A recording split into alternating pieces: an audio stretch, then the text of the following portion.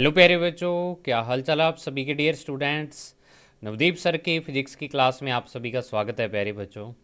तो देखिए, अपने जो चल रहा था फिजिक्स का चैप्टर नंबर 5 जिसका नाम है इलेक्ट्रिक करंट, इसका पार्ट नंबर 12 अपने डिस्कस करने जा रहे हैं। और जो अपने टॉपिक हैं, देखो, एक तो सुपर कंडक्टिविटी टॉपिक है, एक बिल्कुल छोटा सा, कोई ज़्यादा इतना इंपॉर्टेंट टॉपिक भी नहीं है, लेकिन बुक में दिया हुआ है तो अपने चलो उसको पढ़ लेते हैं। और दूसरा है बुक के क्वेश्चंस, ठीक है, क्योंकि बुक के क्वेश्चन अब तक का जितने चैप्टर हो चुका अभी तक अपने किए नहीं हुए, तो बुक के क्वेश्चन भी आपको, ये पार्ट नंबर फर्स्ट है उसका, मैं करवाऊंगा। और इसमें क्वेश्चन के नंबर भी दिए हुए हैं, भी ये वाले क्वेश्चंस मैं आपको करवाऊंगा, ठीक है ना। तो अच्छे तरीके से आपने समझना है दोनों ही टॉपिक को। तो चलिए स्टार्ट करते हैं बच्चों आज की वीडियो, एक नई एनर्जी। तो देखिए प्यारे बच्चों, पहला जो टॉपिक है सुपर कंडक्टिविटी, ठीक है ना। तो टॉपिक तो चलो अपने को ये सारा पढ़ना पड़ेगा, लेकिन क्या है कि इसमें मेन मेन जो बातें हैं वही ध्यान रखनी है। वैसे आपको ज़्यादा सीरियस नहीं लेना इस टॉपिक, क्योंकि देखो ये क्या है कि मॉडर्न फिजिक्स का टॉपिक है, यानी जो आज फिजिक्स में रिसर्च चल रही है वो ऐसे टॉपिकों पर चल रही है, ठीक है ना। ये अलग से ब्रांच ही बन गई है आज की जो मॉडर्न फिजिक्स है उसकी। तो उसका एक छोटा सा पार्ट, यानी उसका इंट्रोडक्शन दिया हुआ है थोड़ा सा। तो अगर आप इसकी गहराई में जाओगे तो उतने ही फंसोगे। तो उससे अच्छा है कि आप इस क्लास में जितना आपको दिया उतना आप इसके बारे में पढ़ लो। हालांकि बीएससी वगैरह में भी या एमएससी में भी खास इसके बारे में इतना ज़्यादा नहीं दिया हुआ, लेकिन क्या है कि जितना आपने को दिया उतना ही पढ़ते हैं अपने। तो सबसे पहले डेफिनेशन की, जो सुपर कंडक्टिविटी है या सुपर कंडक्टर है वो क्या होते हैं, ठीक है ना। तो सुपर कंडक्टिविटी जो अपना टॉपिक है, इसकी डेफिनेशन क्या है कि it was found in some metals and alloys. Alloy आपको मैंने बताया था कि दो तीन मेटल्स का क्या होते हैं, मिक्सअप होते हैं, ठीक है। That at a particular very low temperature the resistivity decreases rapidly and becomes zero, ठीक है। अपने ये चीज़ पढ़ी हुई है कि जो अपने क्या हैं कंडक्टर्स होते हैं, कंडक्टर्स की रजिस्टिविटी और रजिस्टेंस अब अपने अगर टेम्परेचर इंक्रीज़ करते हैं तो इंक्रीज़ होती है, और डिक्रीज़ करते हैं तो डिक्रीज़ होती है। इतनी बात पड़ी हुई है अपने। तो वही चीज़ यहाँ पे कि अगर अपने क्या करें कि एक लो टेम्परेचर पर ले जाएं उसकी, यानी टेम्परेचर को अपने क्या करें, डिक्रीज़ करना स्टार्ट कर दें, तो एक पर्टिकुलर लो टेम्परेचर पर क्या होएगा, जो उसकी रजिस्टिविटी है एकदम से डिक्रीज़ होकर और क्या हो जाएगी, ज़ीरो हो जाएगी, ठीक है ना। जो ये कुछ, यानी इसमें कुछ ही मेटल्स आते हैं, ऐसे नहीं भी सारे मेटल्स होते हैं, कोई पर्टिकुलर मेटल्स। और इन substances, these substances are called super conductors and property is called super conductivity, ठीक है। यानी कि जो ये मटेरियल्स हैं, इन मटेरियल्स को तो कह देते हैं सुपर कंडक्टर। और जो ये क्या है कि जो मटेरियल की प्रॉपर्टी है, ये वाली क्या प्रॉपर्टी, कि अगर अपने लो टेम्परेचर पर लेके जाएं तो उसकी रजिस्टिविटी ज़ीरो हो जाती है। या आपको पता है कि अगर मैं कंडक्टिविटी की बात करूँ सिग्मा की, तो वो क्या होती है, 1/रो होती है। तो अगर अपने रो की वैल्यू जीरो रख दें, क्योंकि सुपर कंडक्टिविटी की स्टेज में रो जीरो हो जाता है, तो जो इनकी क्या है कंडक्टिविटी बनेगी वो इनफाइनाइट, मतलब कि ये बहुत ही ज़्यादा तकड़े क्या बन जाएंगे, कंडक्टर बन जाएंगे। इस कारण इन कंडक्टर्स को अपने क्या बोल देते हैं, सुपर कंडक्टर्स बोल देते हैं। समझ आई इतनी बात। भाई लो टेम्परेचर पर क्या हो जाता है कि कुछ कंडक्टर्स रहते हैं जिनका बिहेवियर क्या हो जाता है, जो उनकी रजिस्टिविटी है वो ज़ीरो हो जाती है। तो इस अपने प्रॉपर्टी को क्या बोल देते हैं, सुपर कंडक्टिविटी। अब नेक्स्ट पॉइंट क्या है कि the temperature at which the phenomena occurs is called critical temperature, यानी कि वो टेम्परेचर जिस पे ये फिनोमिना क्या होता है, स्टार्ट होता है, या इंसिडेंट ये वाली घटित होती है यहाँ पे, ठीक है। कि ये इंसिडेंट जिस टाइम होती है, जिस टेम्परेचर पर ये वाली इंसिडेंट होती है, उस टेम्परेचर को अपने क्या बोल देते हैं, क्रिटिकल टेम्परेचर बोल देते हैं बच्चों, ठीक है ना। समझ आई इतनी बात। अब नेक्स्ट है this phenomena of super conductivity is given by A Dutch physicist, यानी कि एक डच साइंटिस्ट थे और फिजिक्स के साइंटिस्ट थे, हाइक कैमरलिंग ऑन्स, ठीक है, हाइक कैमरलिंग ऑन्स। इन्होंने सबसे पहले 1911 में ये वाला फिनोमिना दिया था। इस फिनोमिना की जो डिस्कवरी की थी वो एक डच क्या थे, साइंटिस्ट थे, और फिजिक्स के साइंटिस्ट थे, जिसको फिजिसिस्ट बोल देते हैं अपने, हाइक कैमरलिंग और ऑन्स, ठीक है। तो आपको ये वाले नाम याद रखने की ज़रूरत नहीं है। ये टॉपिक आप बुक से भी पढ़ सकते हो, क्योंकि मैंने बुक वाला सेम ही लिखा है इसमें, ठीक है ना। बुक से मेन मेन बातें उठा के इसमें सारी मैंने लिखी हुई हैं। अब जो नेक्स्ट पॉइंट है वो देखो क्या है, और पहले ही बता दूं कि इस पॉइंट में आपको कंफ्यूज भी नहीं होना कि in the state of super conductivity magnetic field inside the conductor will also be zero, this effect is called Meissner effect. देखो क्या होता है कि जब सुपर कंडक्टिविटी की स्टेज आती है तो उस टाइम क्या होता है कि जो ये मटेरियल जो सुपर कंडक्टिविटी शो कर रहा होता है उसके इन साइड क्या हो जाता है, मैग्नेटिक फील्ड जीरो हो जाता है। अब जब हिंदी मीडियम वालों को मैंने ये वीडियो मैं दे चुका हूँ ऑलरेडी, तो उनको जब ये वीडियो दी तो कईयों ने मुझसे ये क्वेश्चन पूछा कि सर मैग्नेटिक फील्ड जब करंट फ्लो हो रहा है उसमें, वो बहुत ही अच्छा कंडक्टर है, उसमें से करंट फ्लो हो रहा है, तो मैग्नेटिक फील्ड जीरो कैसे होगा।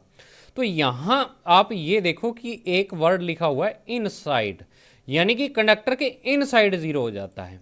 आउटसाइड नहीं बोला उसने, आउटसाइड रहेगा मैग्नेटिक फील्ड, इनसाइड कंडक्टर के क्या हो जाएगा, जीरो हो जाएगा मैग्नेटिक फील्ड। अब क्यों होता है, क्या रीज़न है उसका, उसके पीछे आपको नहीं भागना है, वो बड़ी क्लासों की बातें हैं और मैंने तो आज तक नहीं पढ़ा ये वाली चीज़, तो इस कारण आपको भी पढ़ने की ज़रूरत नहीं है, ना ही उसमें उलझने की ज़रूरत है, ठीक है ना।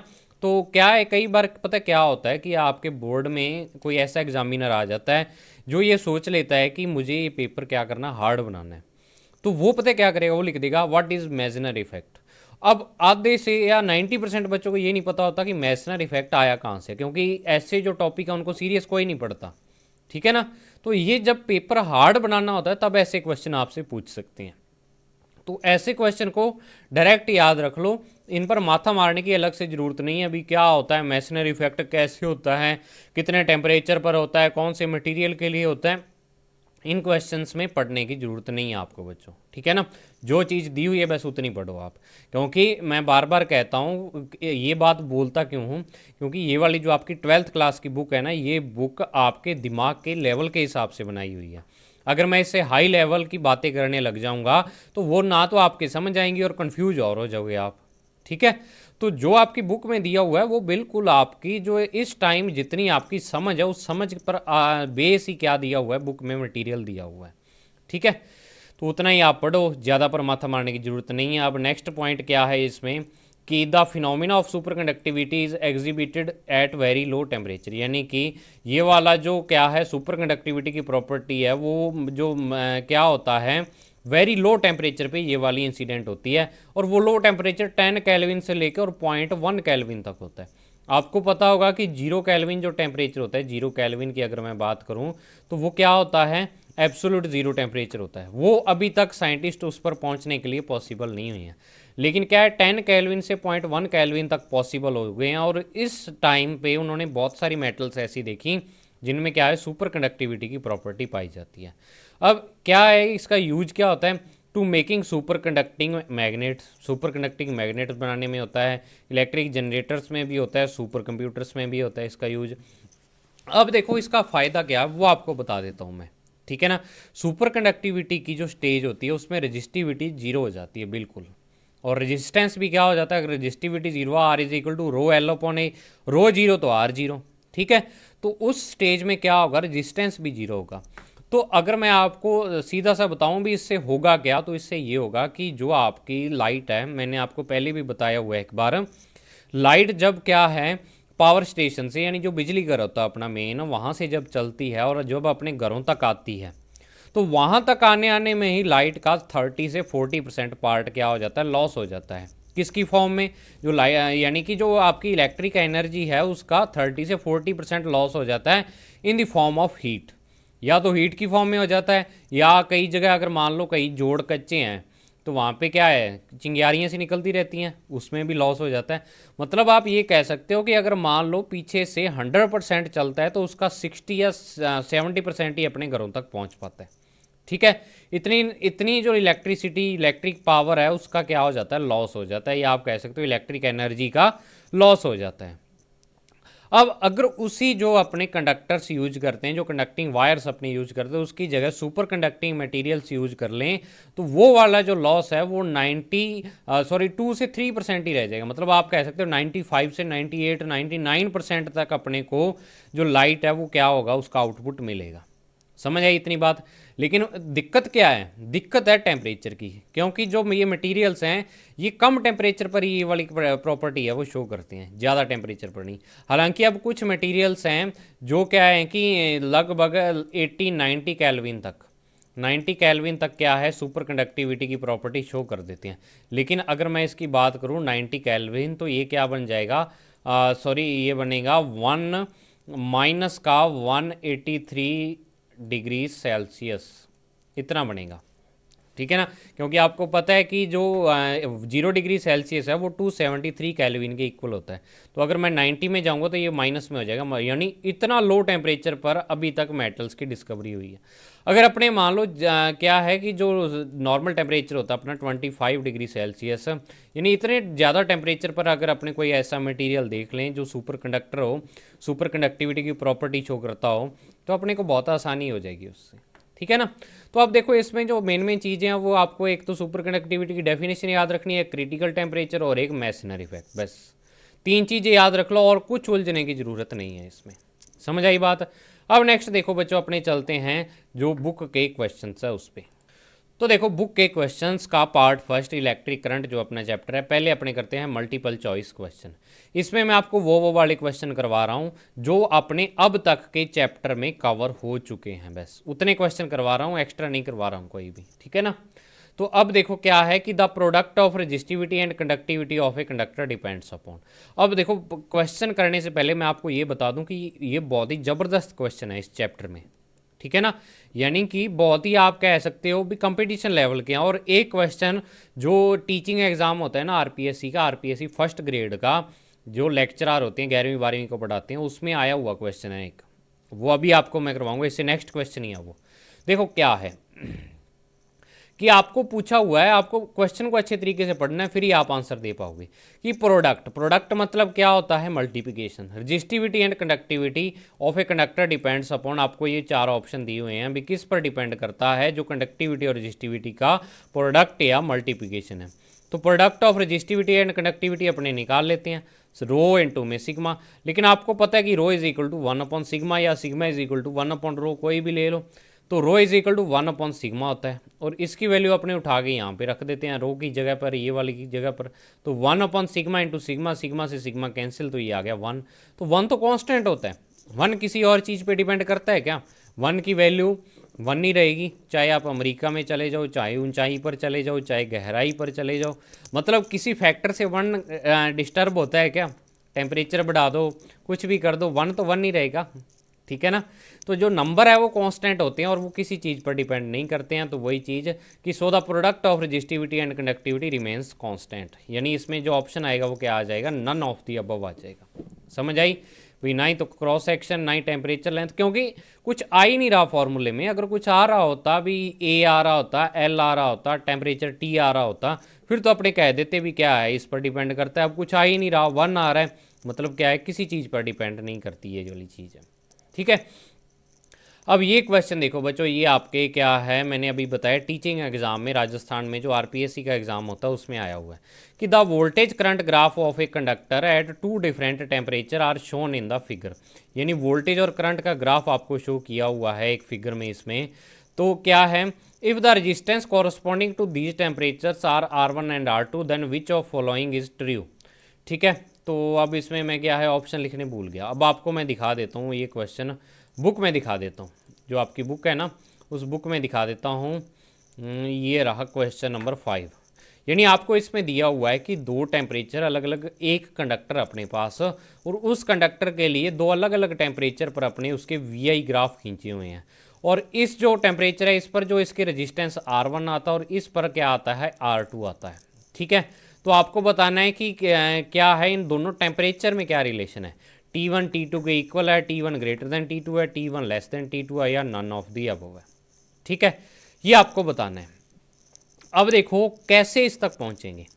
अब एक चीज़ देखो, इसमें आपको दिया क्या हुआ है, ये वाली चीज़ टेम्परेचर दिए हुए हैं 2, और टेम्परेचर पर क्या है, अगर मैं यहाँ पे V की बात करूँ तो इधर अगर मैं इस ग्राफ की लाइन खींचता हूँ तो ये V की वैल्यू आ जाएगी इसके लिए, और इधर क्या आ जाएगी, I की वैल्यू आ जाएगी। लेकिन वैल्यूज़ भी नहीं दी हुई अपने को, तो भैया जिससे अपने रेजिस्टेंस फाइंड कर सकें। तो कैसे करेंगे, सबसे पहले वो समझो। ठीक है ना। अपने दोनों टेम्परेचर के लिए रेजिस्टेंस की वैल्यू लिखेंगे। अब कैसे लिखेंगे वो अभी आपको करवाऊंगा, उसमें देखना आप रेजिस्टेंस निकालेंगे R1 और R2। ठीक है। अब आपको जो क्वेश्चन में दी हुई चीज़ है वो क्या चीज़ दी हुई है कि the voltage current graph of a conductor, यानी ये ग्राफ कंडक्टर के लिए है। तो कंडक्टर के 2 रेजिस्टेंस आ जाएंगे। ठीक है ना, एक ही कंडक्टर के दो रेजिस्टेंस अलग अलग टेम्परेचर पर। अब आपको पता है कि जो कंडक्टर होता है, कंडक्टर की प्रॉपर्टी ये होती है कि उसका रेजिस्टेंस टेम्परेचर इंक्रीज करने से इंक्रीज होता है। ये आपने पढ़ी हुई है ये चीज़। तो जब आपने क्या है कि जिस रेजिस्टेंस की वैल्यू ज़्यादा आएगी उसके लिए टेम्परेचर की वैल्यू ज़्यादा होगी, और जिस रेजिस्टेंस की वैल्यू कम आएगी उसके लिए टेम्परेचर क्या होगा, कम होगा। ठीक है ना। तो अपने को बस फाइंड करना है इस T1 के लिए जो R1 रेजिस्टेंस और R2 है, और R1 और R2 में से बड़ा देख लेना भी कौन सा है, तो वही क्या हो जाएगा, टेम्परेचर बड़ा हो जाएगा, क्योंकि रेजिस्टेंस या रेजिस्टिविटी टेम्परेचर के साथ क्या है, लीनियरली चेंज होते हैं किसी कंडक्टर के लिए। टेम्परेचर बढ़ाएंगे तो बढ़ेगा, घटाएंगे तो घटेगा। ठीक है।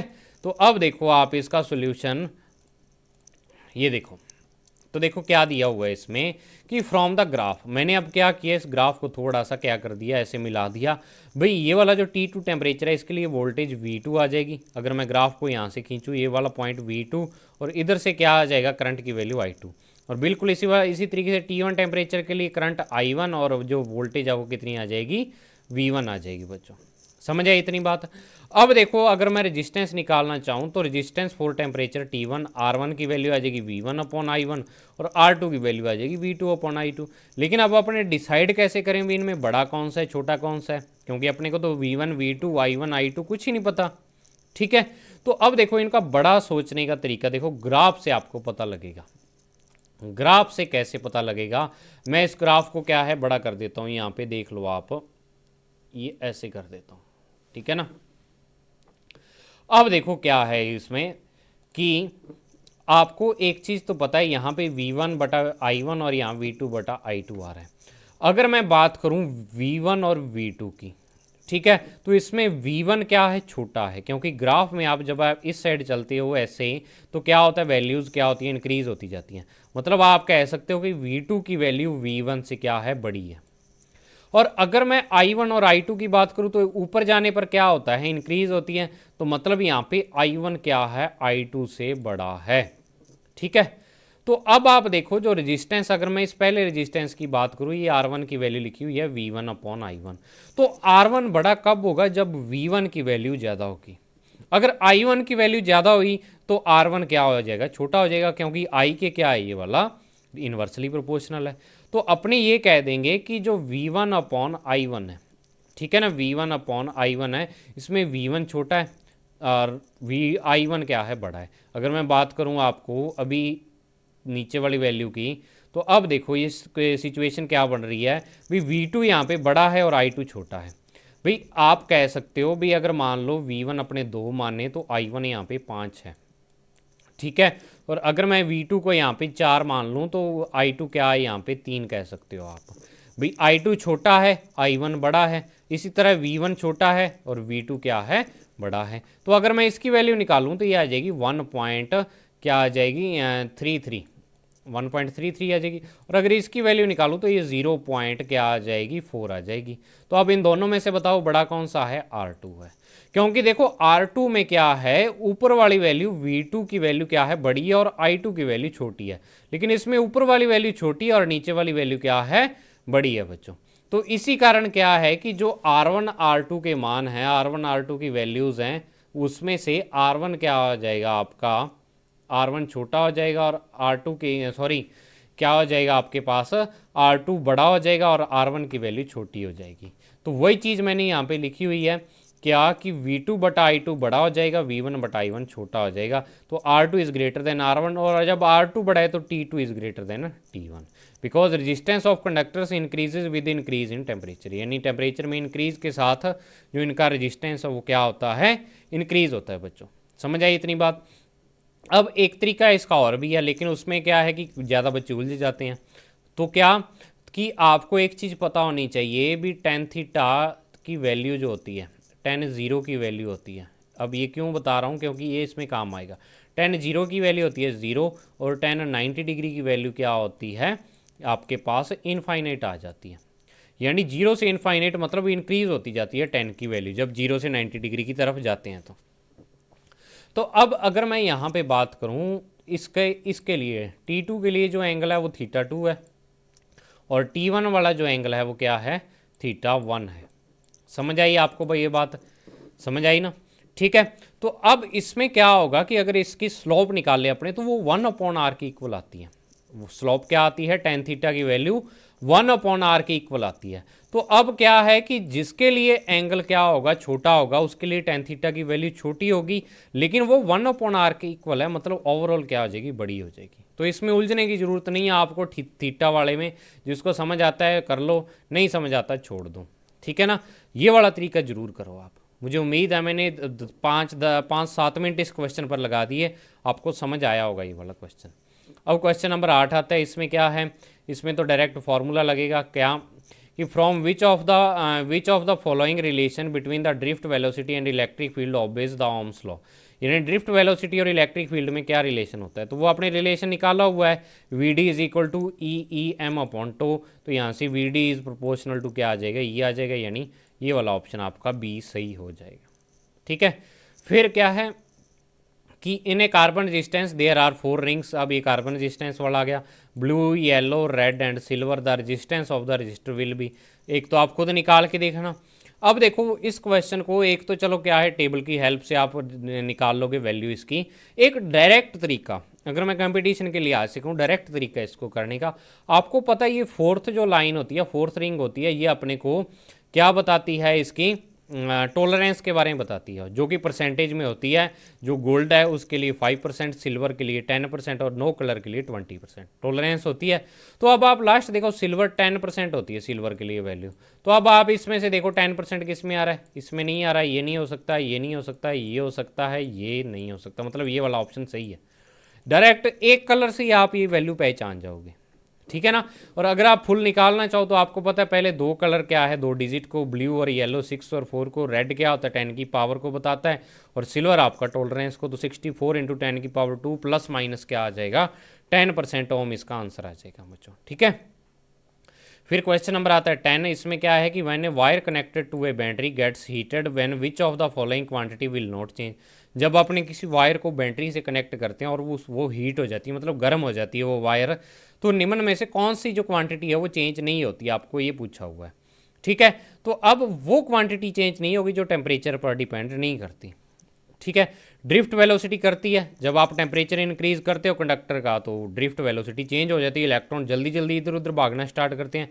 रेजिस्टेंस अभी आपने पढ़ा है चेंज करता है, रजिस्टिविटी भी चेंज होती है टेम्परेचर के साथ, लेकिन नंबर ऑफ फ्री इलेक्ट्रॉन, मैंने आपको पहले भी बताया था, ये टॉपिक करवाया था जब, कि number of free electron in per unit volume, small N की जो वैल्यू होती है, जब आपने ये वाला फॉर्मूला किया था ना NaVDE वाला, ठीक है, तो यहाँ पे मैंने बताया था जो स्मॉल एन होता है ये number of free electron per unit volume होता है, और टेम्परेचर में इंक्रीज के साथ ये चेंज नहीं होता, क्योंकि आपने पिछली बार 11वीं क्लास में पढ़ा हुआ है ये चीज़, वॉल्यूम एक्सपेंशन। ठीक है, क्योंकि उसका वॉल्यूम भी इंक्रीज हो जाता है, जो आप जिस कंडक्टर को क्या करते हो, हीट देते हो, गर्म करते हो। समझ आई बात? तो जो इसमें नंबर ऑफ, अब इसमें क्या है, नंबर ऑफ फ्री इलेक्ट्रॉन दिया हुआ है, पर यूनिट वॉल्यूम नहीं दिया, लेकिन आंसर आपको यही मानना है। कई बार पता क्या होता है, पेपर में बिल्कुल 100% नहीं ना सही होके थोड़ा बहुत गलत आंसर भी दिया होता है। ठीक है, तो आपको उन चारों में से कंपेयर करना होता है भी इनमें से सबसे ज़्यादा सही कौन सा है। हालांकि होंगे चारों ही गलत। आजकल जो कंपटीशन का ट्रेंड है ना, उसमें ऐसे क्वेश्चन बहुत पूछे जाने लगे हैं, और इन पे क्या है, बच्चे कंफ्यूज हो जाते हैं कि चारों ही गलत लग रहे हैं मेरे को तो, लेकिन उसमें से ढूंढना होता है भी चारों में से कौन सा ज़्यादा सही है। ठीक है ना, वो आंसर हो जाता है। तो अब इसमें number of free electron in per unit volume लिखना था, लेकिन लिखा नहीं, लेकिन इसको सही मानेंगे जब अपने पास और कोई ऑप्शन ही नहीं सही आ रहा है। ठीक है, अब नेक्स्ट क्या है, very short answer type question है। तो इसमें देखो क्या आएगा, from the following graph between V and I calculate the resistance of the register. यानी VI ग्राफ से आपको क्या करना है, रजिस्टेंस की वैल्यू क्या करनी है, फाइंड करनी है। तो अब देखो इधर V दिया हुआ है, इधर I, और तीनों की वैल्यू दी हुई है। तो या तो क्या करो आप, इस 2 वोल्ट के रिस्पेक्ट करंट देख लो, 0.1 एम्पियर आ रहा है, या 4 वोल्ट के रिस्पेक्ट देख लो, या 6 के, जिसके रिस्पेक्ट क्या है करंट देखोगे, वोल्टेज देखोगे, उसके रिस्पेक्ट ही करंट। तो R is equal to V/I से या तो 2/0.1 कर दो, या 4/0.2 कर दो, या 6/0.3, तीनों से ही जो आंसर आएगा वो 20 ओम आएगा, क्योंकि पॉइंट हटाओगे यहाँ 20, पॉइंट हटाओगे यहाँ 40, लेकिन ये 2 से क्या हो जाएगा कैंसिल, पॉइंट हटाओगे यहाँ 60, लेकिन फिर 2 से क्या हो जाएगा कैंसिल, तो 20। ठीक है, तो इस तरीके से आपके पास 20 ओम क्या आ जाएगा, आंसर आ जाएगा। फिर नेक्स्ट क्वेश्चन क्या है कि write down the SI unit of current density. Current density की एसआई यूनिट क्या होती है? करंट डेंसिटी का फॉर्मूला I/S यानी एम्पियर अपॉन मीटर स्क्वायर, कर चुके हो आप। फिर next, write down the relation between conductivity and the current density of a conductor. अब डायरेक्ट कई बच्चों को ये चीज़ नहीं पता लगती कि ये रिलेशन है कौन सा, तो आप इनके सिंबल लिख लो, सिंबल से आपको फॉर्मूला याद आ जाएगा कि देखो कंडक्टिविटी का क्या होता है? सिग्मा होता है, और करंट डेंसिटी का सिंबल क्या होता है? G होता है। तो आपने पढ़ा ही हुआ है ओम्स लॉ का microscopic form, J is equal to क्या होता है? सिग्मा E होता है। तो वही इसमें रिलेशन है दोनों में। समझ आई बात? अब नेक्स्ट क्वेश्चन नंबर 4 है, तो क्या दिया हुआ है इसमें कि give 2 examples of non ohmic device. तो ये भी आपको मैंने लिखवाया, बल्ब और टॉर्च, डायोड, इलेक्ट्रोलाइट। जो नॉन ओमिक यानी ओम्स लॉ को फॉलो नहीं करती, जिनका ग्राफ एक स्ट्रेट लाइन नहीं होता वोल्टेज और करंट का, उनको अपने नॉन ओमिक डिवाइस बोल देते हैं। तो उनके लिए ये सारे एग्जाम्पल है इसके। फिर नेक्स्ट क्या है? Give the dependence of resistivity on temperature of a conductor. Conductor की क्या है कि जो टेम्परेचर की क्या है डिपेंडेंस है, वो आप बताओ रजिस्टिविटी के लिए। भी रजिस्टिविटी क्या है जो कंडक्टर की है, वो टेम्परेचर पर किस तरीके से क्या करती है? डिपेंड करती है। ये आपको चीज़ बतानी है। समझ आई इतनी बात? तो अब देखो ये चीज़ जब आप बतानी है तो आपने बहुत, ये चीज़ तो आपकी याद होनी चाहिए बिल्कुल, आपने बहुत ही अच्छे तरीके से पढ़ लिया इस टॉपिक को। तो देखो रजिस्टिविटी के बारे में आपने पढ़ चुके हो कि जो कंडक्टर्स की रजिस्टिविटी और रेजिस्टेंस है, टेम्परेचर में इंक्रीज के साथ क्या होते हैं? इंक्रीज होते हैं, और डिक्रीज करने पर टेम्परेचर डिक्रीज होते हैं। तो resistivity of a conductor decreases with decrease in temperature and increase with increase in temperature. तो आपको ये फॉर्मूला पढ़ा हुआ आपने, rho is equal to rho 0 1 plus alpha delta T. अब नेक्स्ट क्वेश्चन क्या है कि write the names of 2 materials whose resistivity decreases on increasing the temperature. यानी आपको 2 मटेरियल ऐसे बताने हैं जिनकी रजिस्टिविटी क्या होती है कि जब अपने उनका क्या करें? टेम्परेचर इंक्रीज करें तो डिक्रीज होती है। तो आपको मैंने ये चीज़ बताई थी कि जो सेमी कंडक्टर्स होते हैं, ठीक है ना, सेमी कंडक्टर्स की रजिस्टिविटी क्या होती है जब अपने क्या कर देते हैं? टेम्परेचर इंक्रीज करते हैं, तो रजिस्टेंस और रजिस्टिविटी दोनों ही उनके क्या होते हैं? डिक्रीज होते हैं सेमीकंडक्टर के लिए। तो अब नेक्स्ट देखो इसमें क्या है? शॉर्ट आंसर टाइप क्वेश्चन है बच्चों, भी शॉर्ट आंसर वाले जो क्वेश्चन है। तो इसमें पहला जो क्वेश्चन है, इसमें आपको मैं वो वाले क्वेश्चंस करवाता हूँ जो इनके आंसर आपको नहीं पता होते हैं, ठीक है ना। जो ऑलरेडी चैप्टर में आ चुके हैं क्वेश्चंस, वो क्वेश्चंस मैं आपको इसमें नहीं करवाता हूँ। तो देखो इसमें क्या दिया हुआ है, पहला क्वेश्चन है कि how much charge will be there when a current is flowing through a conductor. यानी कि क्या है कि जब किसी कंडक्टर के थ्रू करंट फ्लो हो रहा है तो उसमें से क्या है कि वहाँ पे क्या है? हाउ मच चार्ज, वहाँ पे चार्ज कितना होता है टोटल, ठीक है। तो अब इन्होंने क्या है, टोटल चार्ज यहाँ पे वर्ड नहीं दिया हुआ लेकिन चार्ज पूछ लिया, तो चार्ज का मतलब वहाँ पे टोटल चार्ज, तो इसका आंसर होगा 0। अब कई बच्चे सोचते हैं कि सर फ्री इलेक्ट्रॉन तो फ्लो होते हैं कंडक्टर्स में। ये मेरे से पहले बच्चों ने ग्रुप में भी ये चीज़ डिस्कस की थी कि सर जब कंडक्टर्स में फ्री इलेक्ट्रॉन प्रेजेंट होते हैं तो उन पर चार्ज क्यों नहीं होता है, ठीक है। तो अब मुझे आप एक बात ये बताओ कि फ्री इलेक्ट्रॉन उसमें आते कहाँ से हैं? आते कहाँ से हैं? उसमें से अगर मान लो कोई भी आपके पास मटेरियल है, ऐसे कोई मटेरियल आपको दे दिया, तो इसमें आप कह रहे हो कि ये वाले फ्री इलेक्ट्रॉन है सर, इसमें ये फ्री इलेक्ट्रॉन पड़े हैं, तो ये फ्री इलेक्ट्रॉन कहाँ से आएंगे? किसी न किसी एटम से ही आएंगे। ये फ्री इलेक्ट्रॉन कौन से इलेक्ट्रॉन होते हैं?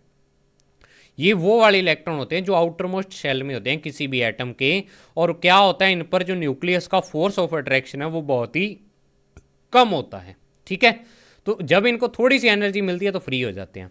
तो जब देखो ये इलेक्ट्रॉन फ्री हुआ तो जो जिस एटम से ये फ्री हुआ वो खुद एक पॉजिटिव आयन बन गया और ये इलेक्ट्रॉन फ्री हो गया। लेकिन दोनों का अगर अपने सम करें तो दोनों का चार्ज जो नेट चार्ज होगा या टोटल चार्ज होगा वो 0 होगा, क्योंकि एक पर पॉजिटिव और एक पर नेगेटिव है। तो अब वही बात कंडक्टर्स में है बच्चों कि कंडक्टर्स में जो फ्री इलेक्ट्रॉन है वो एटम से ही आते हैं और वो एटम उसमें प्रेजेंट ही होते हैं। तो वो एटम अब क्या बन जाते हैं? आयन बन जाते हैं। तो मतलब उसमें टोटल चार्ज 0 होता है। एटम जो होता है कोई भी, वो एटम क्या है? इलेक्ट्रिकली न्यूट्रल होता है, उस पर कोई चार्ज नहीं होता। हाँ, जितना पॉजिटिव उतना ही उस पर नेगेटिव होता है, ठीक है।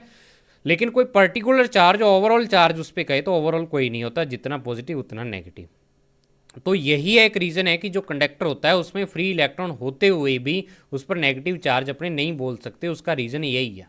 समझ आई बात इतनी? अब नेक्स्ट क्या है कि डिफाइंड ड्रिफ्ट वेलोसिटी, ये आपको नोट से पढ़नी है क्योंकि मैंने बताई हुई है लैंग्वेज। अब नेक्स्ट है question, when the shape of a conductor is deformed then what is the effect on its resistance and resistivity. यानी जब आप किसी क्या कर देते हो कंडक्टर को डिफॉर्म, यानी उसकी क्या कर देते हो, आप ऐसे कह सकते हो उसको मोड़ तोड़ देते हो, ठीक है, उसकी शेप चेंज कर देते हो, तो उसके रेजिस्टेंस और रेजिस्टिविटी पर क्या इफेक्ट पड़ेगा। तो रेजिस्टेंस तो चेंज हो गई, अगर मान लो आपने शेप चेंज कर दी। शेप चेंज कैसे, उसको काट दो, अगर काट दिया फिर भी क्या हो जाएगा, उसका रेजिस्टेंस चेंज हो जाएगा। अगर मोटा पतला जैसे उसको ठोक के पतला कर दिया फिर भी उसकी क्या, क्योंकि आपको पता है रेजिस्टेंस क्या है, लेंथ पर भी डिपेंड करता है, एरिया ऑफ क्रॉस सेक्शन पर भी डिपेंड करता है, तो चेंज होगा। लेकिन रेजिस्टिविटी मटेरियल की खुद की प्रॉपर्टी है, जब तक आप मटेरियल वही रखोगे उसकी रेजिस्टिविटी सेम रहेगी। और ये क्वेश्चन आपसे पेपर में भी एक बार पूछा हुआ है, बोर्ड वाले जब क्वेश्चन करवाऊंगा तब आपको बताऊंगा कि एक वायर है उसको काट के आधा कर देते हैं, अपने हाफ कर देते हैं, तो उसको क्या है रेजिस्टेंस और रेजिस्टिविटी पर क्या इफेक्ट पड़ेगा। तो उसका रेजिस्टेंस तो हाफ हो जाएगा लेंथ हाफ करने से, लेकिन रेजिस्टिविटी सेम रहती है, क्योंकि रेजिस्टिविटी डिफाइन ही यूनिट लेंथ और यूनिट क्रॉस सेक्शन एरिया से होती है। समझ आई इतनी बात आपको। तो रेजिस्टेंस और रेजिस्टिविटी में ये फ़र्क है। तो ये था बच्चों आपका आज का टॉपिक, जिसमें आपने क्या है बहुत ही अच्छे तरीके से क्वेश्चंस को समझा है। तो आपको कैसा लगा ये टॉपिक। ठंड का मौसम है, थोड़ा क्या है, मेरी भी तबीयत पूरी यानी कि सही नहीं थी, इस कारण आपको रेगुलर वीडियो नहीं मिल पाई, तो अब मैंने दोबारा स्टार्ट कर दिया। तो मिलते हैं बच्चों नेक्स्ट वीडियो में, तब तक के लिए thank you, have a nice day. और मुझे ज़रूर बताएं कि आपको ये वीडियो कैसी लगी।